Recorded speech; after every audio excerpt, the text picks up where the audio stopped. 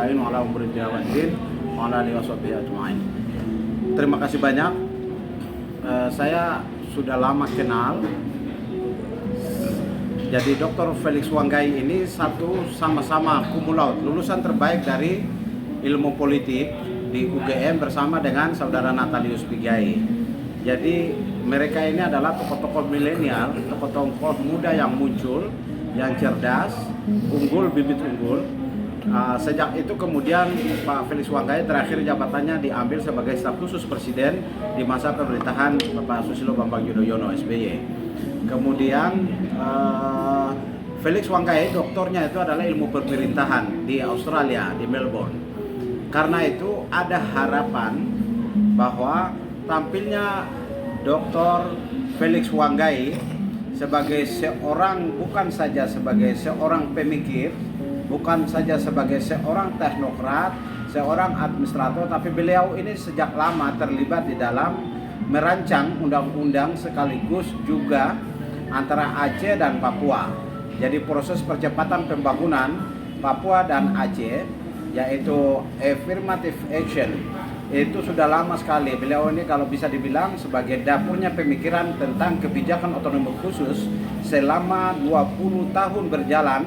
Beliau adalah dapur pemikir dari kebijakan semua yang selama ini berjalan. Karena itu sesungguhnya rakyat Papua Pegunungan itu harus bahagia dan mereka harus memberikan kepercayaan penuh karena seorang pemikir, sebagai seorang administrator, tidak saja sebagai seorang intelektual, tapi beliau ini lengkap dari berbagai aspek sudut.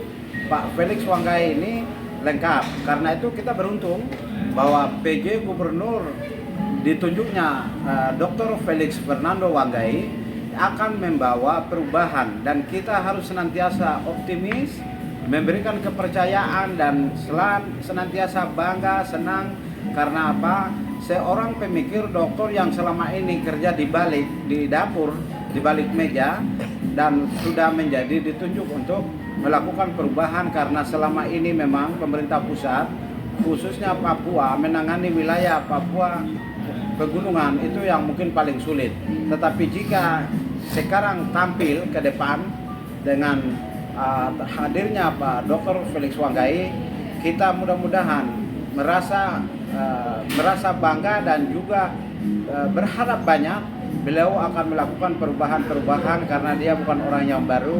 Beliau adalah orang yang ahli, baik itu di bidang pemerintahan, di bidang administrasi, dan di bidang berbagai. Saya pikir beliau lengkap. Karena itu saya menyambut, selamat datang dan selamat melakukan perubahan-perubahan yang signifikan untuk pembangunan ke depan, kesejahteraan, keamanan, juga untuk meningkatkan dari keterbelakangan, kemiskinan masyarakat secara umum di Papua Pegunungan. Untuk itu kita berharap Pak Felix bisa meletakkan, cuman karena hanya 1 tahun ya, jadi dia bisa meletakkan dasar-dasar pembangunan ke depan itu selagi beliau menjabat PJ Gubernur Provinsi Papua Pegunungan. Sekian, mungkin komentar saya demikian.